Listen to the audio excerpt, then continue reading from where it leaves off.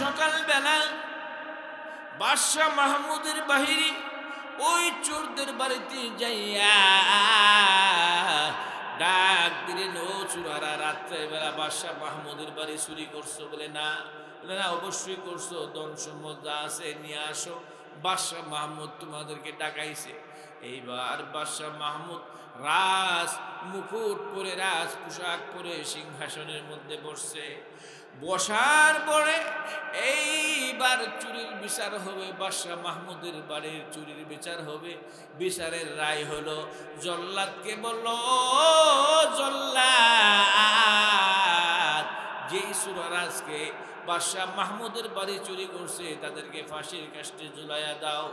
ফাঁসির কথা শুনে এইবার চুরগুলি কান্দে, হারে গরিবের বাড়ি চুরি করতাম, সাধারণ মানুষের বাড়ি চুরি করতাম, ধরা বললে না আট কাটা যাইতো।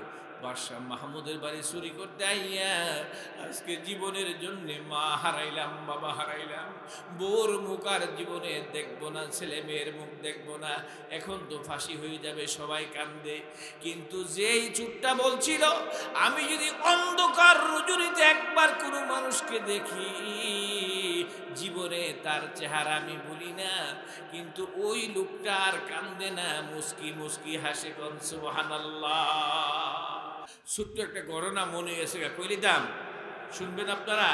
ভাই আমার, দেখেন আল্লাহ মানুষের সঙ্গে কেমনে থাকে, কেমনে থাকে, আল্লাহু আকবার। বাদশাহ সুলতান মাহমুদ গজনীর বাদশাহ, গজনীর বাদশাহ ছিলেন। তো আমাদের দেশের প্রেসিডেন্টরা, নেতা হইলে তো, এমপি হইলে তাদেরকে বিশ্রায় পাওয়া যায় না। বুড়ের আগে সবাই বাড়ি বাড়ি ঘুরে মুসাফা করে সালাম দিলাম লম্বা, বুড়ের পরে কিন্তু আর তালাশ করে পাওয়া যায় না।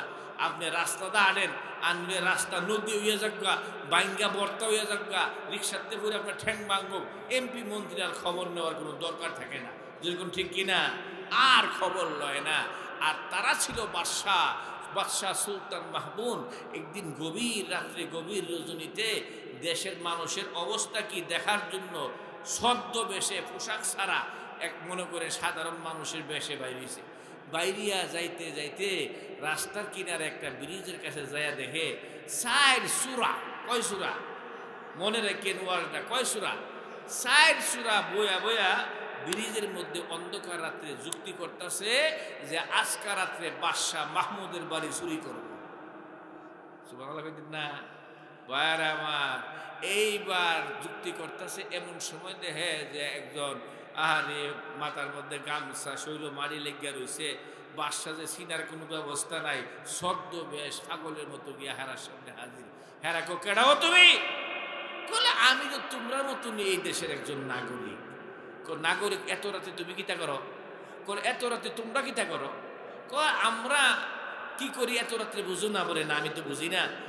আমরা আজকে চিন্তা করতেছি, যুক্তি করতেছি, বাদশাহ মাহমুদের বাড়ি আজকে চুরি করবো, তাহলে আমরার দলও কি তুমি ডুববা? বাদশাহ মাহমুদের সাইরো সুরা কইতাছে, কেটা কইতাছে? সাইরো সুরা কইতাছে, আমরার দলও কি তুমি ডুববা? যদি ডুবো তাহলে চুরির বন্ধক তুমিও পাইবা। কারে কয়? বাদশাহ মাহমুদ রে কয়। বাদশাহ মাহমুদে কহ, আমি যখন একলা একলা আইছি, তোমরার দল না ঢুকে আর কি করবো? সময়টা নষ্ট করে লাভ নেই, তোমরা দল ওই ঢুকে গেলাম না। কারণ ভিতরে না ঢুকলে কিন্তু অন্তরের খবর পাওয়া যায় না। যদি কোন পাওয়া যায় না। ভাইয়ের আমার, বাদশাহ মাহমুদ যখন ঢুকলেন, হইছে কয়জন? জোরে কোন উত্তর দেন, কয়জন হয়েছে? 5 জন। 5 জনে বইয়া এখন সুরের লিডার কেরা, সর্দার কেটা, একজন জানানোর দরকার। তখন একজনে আরেকজনকে জিজ্ঞা, আচ্ছা কেডা কি কাজের পারদর্শী, কার কি গুণ আছে, গুণ প্রকাশ করো, গুণ অনুযায়ী কাজ করা হবে। কারণ বাদশাহ মাহমুদের বাড়ি চুরি করা তো সাধারণ কথা না। যেরকম সাধারণ কথা না। তখন একজনে কয়, আমার কাছে একটা গুণ আছে, আমি কুত্তা যখন হেক্কান দে, কুকুরে কি কয় যখন বক বক করে, কুকুরে, আগে তো মানুষ বাড়িতে কুকুর ফালতো, বাদশাহ মাহমুদের বাড়িতে কুকুর আছে, কুত্তা কি কয়, কুত্তার ভাষা আমি বুঝি, আমি কুত্তার ডাক শুনলেই কইতারি যে কুত্তাটা কি কয়। এইবার সাইরসুরা কহ, তোমার মতো এমন অভিজ্ঞ লোকেরই দরকার। কি দরকার? তোমার মতো অভিজ্ঞ লোকের দরকার। আরেকজনে কয়, আমার কাছে একটা গুণ আছে, আমি মাটি নাহের কাছে নিলই কইতারি কোন মাটির নিচে সম্পদ আছে। সুবহানাল্লাহ।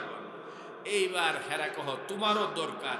আরেকজনে কয় আমার কাছে এমন একটা গুণ আছে, যত বড় তালা হোক, বাদশাহ মাহমুদের বাড়ির তালা হোক, সারা পৃথিবীর প্রেসিডেন্টের তালা হোক, আমি তালার মধ্যে আট দিলেও চাবি লাগে না, আমার তুই চাবি তালা খুললে না। হেরা কহ তোমারও তো দরকার, তোমারও দরকার।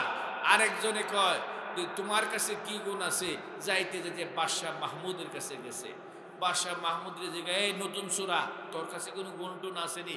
বাদশাহ মাহমুদ কহ আমার কাছে বেশি একটা বড় গুণ নাই, তবে একটা গুণ আছে, তোমরা যদি বাদশাহ মাহমুদের বাড়ি চুরি করতে গিয়া চুরির মধ্যে ধরা পড়ো, তোমরা যদি ফাঁসি হয়, ওই সময় আমি আমার দাড়ি দিয়ে যদি লাড়া দেই, তোমরা ফাঁসির থেকে বাচ্চা যাবে না। সুবহানাল্লাহ কইতেন না?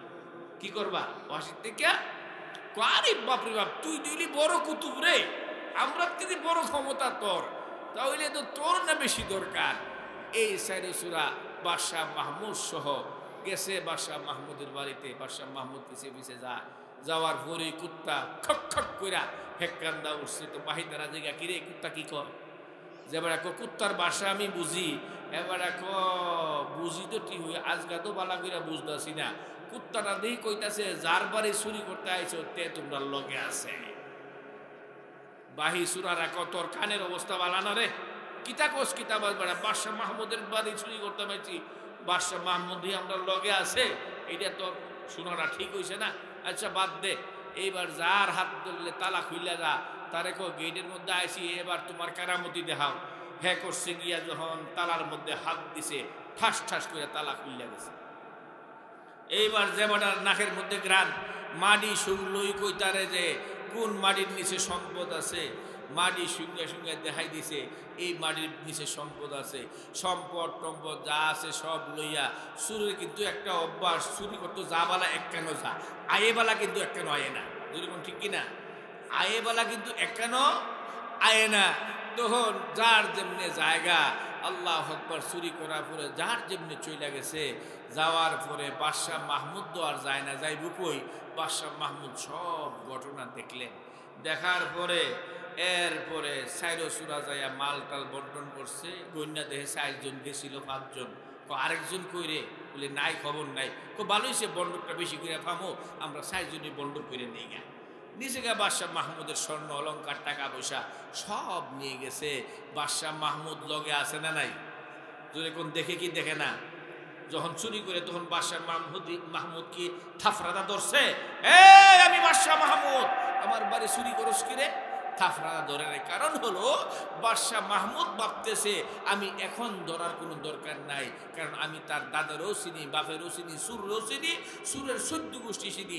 সকালবেলা পুলিশ পাড়াইয়া, র্যাব পাড়াইয়া, বিডিআর পাড়াইয়া মাল সহ হাতে নাতে দৌড়ে আইন না ফাঁসির মধ্যে ঝুলাইলাম। এখন আর ডিস্টার্ব কইরা কোনো লাভ নাই। আমার ভাইয়েরা, এইবার সকালবেলা বাদশাহ মাহমুদের বাহিরে ওই চোরদের বাড়িতে যাইয়া ডাক দিলেন, ও চোরারা, রাত্রেবেলা বাদশাহ মাহমুদের বাড়ি চুরি করছো? বলে না। বলে না, অবশ্যই করছো, ধন সম্পদ যা আছে নিয়ে আসো, বাদশাহ মাহমুদ তোমাদেরকে ডাকাইছে। এইবার বাদশাহ মাহমুদ রাজ মুকুট পরে, রাজ পোশাক পরে সিংহাসনের মধ্যে বসছে। বসার পরে এইবার চুরির বিচার হবে, বাদশাহ মাহমুদের বাড়ির চুরির বিচার হবে। বিচারের রায় হলো, জল্লাদকে বলল, জল্লাদ, যেই সুরারাজকে বাদশাহ মাহমুদের বাড়ি চুরি করছে তাদেরকে ফাঁসির কাস্টে ঝুলাইয়া দাও। ফাঁসির কথা শুনে এইবার চুরগুলি কান্দে, হারে গরিবের বাড়ি চুরি করতাম, সাধারণ মানুষের বাড়ি চুরি করতাম, ধরা পড়লে না আট কাটা যাইতো। বাদশাহ মাহমুদের বাড়ি চুরি করতে আইয়া আজকে জীবনের জন্য মা হারাইলাম, বাবা হারাইলাম, বোর মুখ আর জীবনে দেখবো না, ছেলে মেয়ের মুখ দেখবো না, এখন তো ফাঁসি হয়ে যাবে, সবাই কান্দে। কিন্তু যেই চুপটা বলছিল, আমি যদি অন্ধকার রজনীতে একবার কোনো মানুষকে দেখি, জীবনে তার চেহারা আমি বলি না, কিন্তু ওই লোকটা আর কান্দে না, মুস্কি মুস্কি হাসে, কোন সুবহানাল্লাহ। এইবার বলছিলাম যে লোকটা বলছিল একবার জীবনে কেউরে দেখলে জীবনে দ্বিতীয়বার আর দেহন লাগে না, তার চেহারা বলি না, ওই সূরা কিন্তু কান্দে না, ওই সূরা হাসে। দেখো রে জুড়ে কর, হাসে। বাদশাহ মাহমুদ কো কি রে সূরা, সবার ফাঁসি হইব কান্দাছে আর তুই দি মুস্কি মুস্কি হাসো। এইবার সূরা কো হাসি উঠতে জায়গা, কি করাম বাদশাহ মহোদয়, হাসি উঠতে জায়গা। আমরা তো সব সুর, যার যার গুণ সবাই ওয়াদা দিছে, ওয়াদা পালন করছে, তবে এক সূরা আমরা লগে আসিল, হের ওয়াদাটা বাকি রইছে, হের ওয়াদাটা পালন করলে আমি জানি আমরা আর ফাঁসি হইতো না। সুবহানাল্লাহ। এই সূরাটা তো বাদশাহ মাহমুদ, ওই জোরে কোন ঠিক কিনা, সাহসটা তো কম না। বাদশাহ মাহমুদ বুঝালাইছে, আরে রাত্রে বেলা যে সূরা কইছিল, জীবনে একবার যারে দেখি অন্ধকারে দেখলো আমি বলি না, হ্যাঁ তো আমার সিন্না না লাইছে। এ বাদশাহ মাহমুদ, ভুল করে ফেলেছি, অন্যায় করে ফেলেছি, এখন ফাঁসি দিয়ে আমাদের কোনো লাভ নাই। এগো বাদশাহ, আপনি তো রাত্রের বেলা আমাদের সঙ্গে ছিলেন, আপনি না বলেছিলেন তোমাদের যদি ফাঁসি হয়ে যায়, আমার দাড়িগুলি যদি এইভাবে করে লাড়া দেই তোমাদের ফাঁসি মাফ হয়ে যাবে।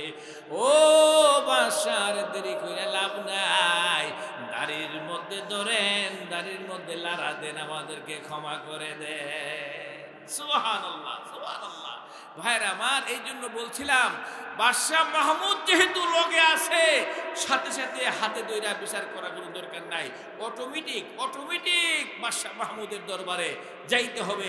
আল্লাহ তাআলা বলেন, তোমরা যে অন্যায় কাম করো, অপরাধ করো, সব আমি দেখি, সব আমি দেখি। ইচ্ছা করলে ওই সময় ডাইলের বড় মুখ দিলে গলার মধ্যে আটকাইয়া ফাঁসি লটকাইয়া মারতাম পারতাম, যদি কোন ঠিক কিনা না খাইতে তা হোক, আমি তোমার গলার মধ্যে ডাইলের বড়া আটকাইও দেই না, অন্যায় করলে চুরি করলে হাতও ধরি না, গালাগালি করলে, নিশা করলে, চুরি করলে, ডাকাতি করলে, জেনা করলে, বেবিচার করলে, অপরাধ করলে আমি সঙ্গে সঙ্গে বিচার করি না, কারণ একদিন আমার কাছে ফিরত আসবা। সুবহানাল্লাহ।